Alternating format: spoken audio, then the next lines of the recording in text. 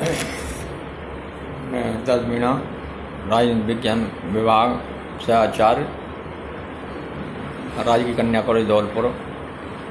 आज हम BA part 3 के प्रथम प्रश्न पत्र में अरस्तु का अध्ययन करेंगे और अरस्तु में भी अरस्तु के क्रांति संबंधी विचारों की चर्चा करेंगे।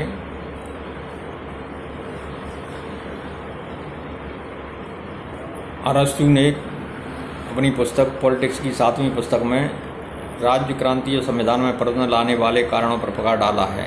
दूसरी पुस्तक में उन उपायों का सुझाव दिया जिनके आधार पर क्रांति का प्रतिकार किया जा सकता है।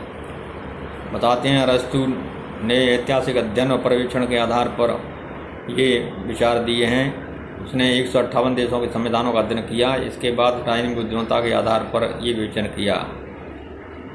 सर्वप्रथम अरस्तु क्रांति का अभिप्राय बताता है।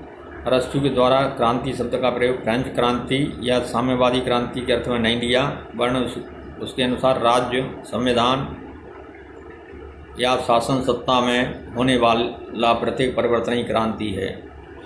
अरस्तु इस प्रकार से क्रांति का अर्थ लेता है। अरस्तु ने क्रांति के कई प्रकार बतलाए हैं, जैसे पहले से स्थापित किसी शासन व्यवस्था के स्थान पर दूसरी शासन व्यवस्था स्थापित करना, जैसे जनतंत्र के स्थान पर धनिक तंत्र या धनिक तंत्र के स्थान पर जनतंत्र।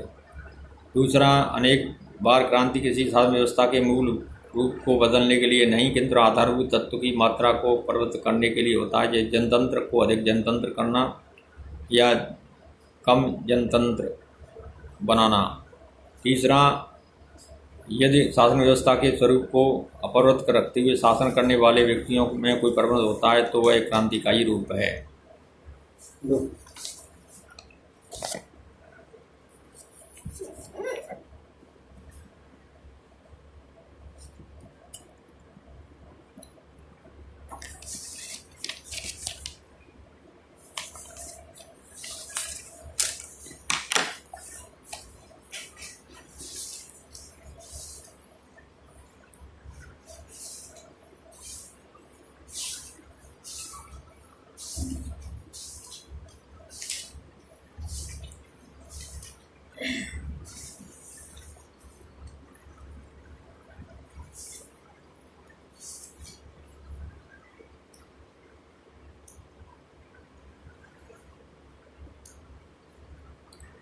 अरस्तु ने क्रांतियों के कई प्रकार बतलाए।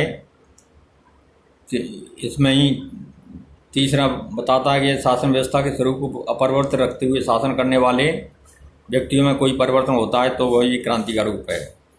अरस्तु ने क्रांति के कारणों पर प्रकाश डाला है। उसने क्रांति के कारणों को 3 भागों में बांटा है: सामान्य कारण, विशेष कारण और विशेष प्रकार की शासन व्यवस्था से संबंधित कारण। सामान्य कारण में अरस्तु असमानता और दूसरा अन्याय, इन 2 कारणों को लेता है। वो कहता है कि क्रांति का सर्वप्रथम कारण व्यक्ति की असमानता का अंत कर समानता की स्थापना के लिए लालसा है। समानता 2 रूप में होती है: पूर्ण समानता और आनुपातिक समानता। सर्वसाधारण जनता पूर्ण समानता में विश्वास करती है और यह अनुभव करती है कि शासकों के समान होने के बावजूद भी हमारा उचित अधिकार हमें नहीं मिल रहा। आनुपातिक समानता का अर्थ योग्यता संबंधी समानता से है। विशेष वर्ग आनुपातिक समानता की मांग करते हुए यह महसूस करता है कि धन और योग्यता और अन्य बातों की श्रेष्ठता के अनुपात में उन्हें राजनीतिक शक्ति में अधिक भाग नहीं मिल रहा है। पूर्ण और आनुपातिक समानता के इस पारस्परिक अवरोध का परिणाम क्रांति के रूप में प्रकट होता है। इसी तरह वह अन्याय के बारे में कहता है। क्रांति का मूल कारण अन्याय है। यदि एक वर्ग को जितना वह पाने का अधिकारी है उससे कम मिलता है, दूसरा वर्ग जो जितना उसे मिलना चाहिए उससे अधिक मिलता है, तो असंतोष का उदय होता है और यह असंतोष क्रांति को जन्म देता है। इस प्रकार से असमानता और अन्याय 2 क्रांति के सामान्य कारण बतलाता है। विशेष कारणों में अरस्तु ने प्रमुख कारणों को इस प्रकार से लिया है। नंबर 1, शासकों की धृष्टता और लाभ की लालसा। जब शासक वर्ग धृष्टता के वशीभूत होकर जनता के हितों की परवाह किए बिना अनुचित रूप से धन संग्रह करने लगता है तो उस शासन व्यवस्था या शासक वर्ग के विरुद्ध जनता विद्रोह या क्रांति कर देती है। दूसरा है सम्मान की लालसा। जब शासक किसी व्यक्ति को अनुचित रूप से योग्यता के बिना सम्मानित करता है या बिना कारण के किसी को अपमानित करता है तो जनता रुष्ट होकर विद्रोह करती है। इसी तरह तीसरा कारण वो बताता है, इसमें विशेष कारणों में किसी प्रकार की उत्कृष्टता। अरस्तु कहता है कि किसी प्रकार की उत्कृष्टता का होना भी क्रांति का एक कारण है। जब किसी राज्य में एक व्यक्ति या कुछ व्यक्तियों का गुट अन्य व्यक्तियों से अधिक उत्कृष्ट और शक्तिशाली हो जाता है तो वह शासन की सत्ता को सहन नहीं करता, शासन सत्ता अपने हाथ में लेने की चेष्टा करता है। इस तरह से भी क्रांति हो जाती है। चौथा है घृणा।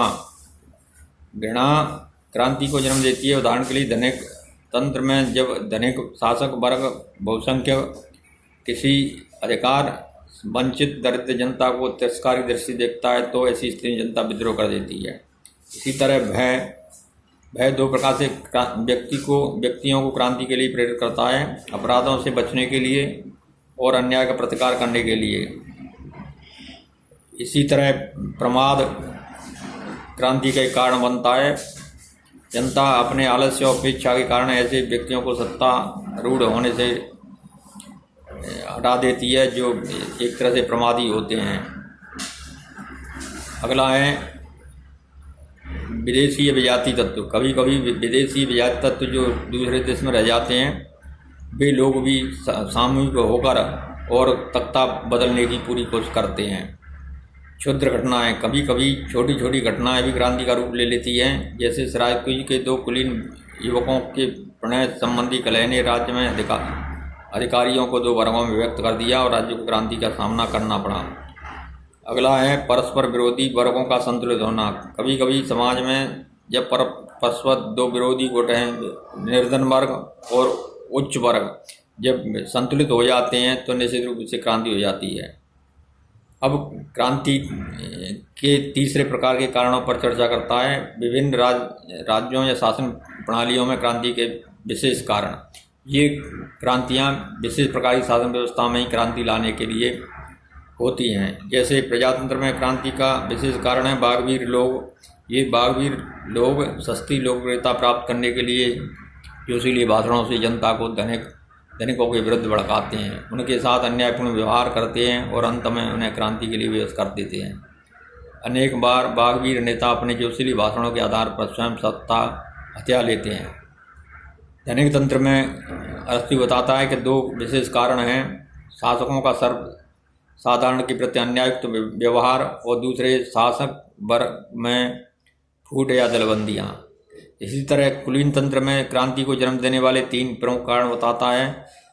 पद या प्रतिष्ठा बहुत कम लोगों में सीमित कर देना, दूसरा किसी शक्तिशाली व्यक्ति की महत्वाकांक्षा या असंतोष, तीसरा विभिन्न वर्गों में उचित सामंजस्य का अभाव। ये भी क्रांति लाने में योगदान देते हैं। संवैधानिक तंत्र में क्रांति का कारण अपने शासक वर्ग के समान योग्य और गुणवान समझना ये क्रांति का कारण बनती हैं।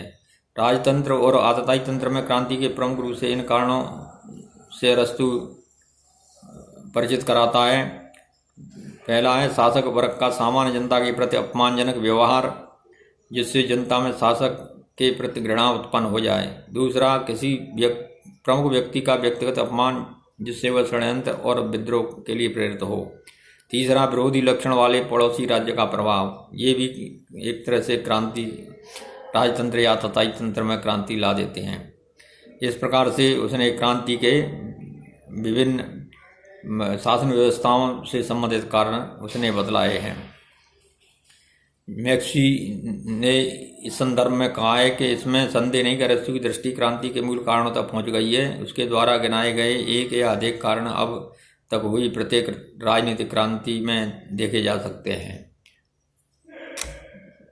धन्यवाद। आज इतना ही।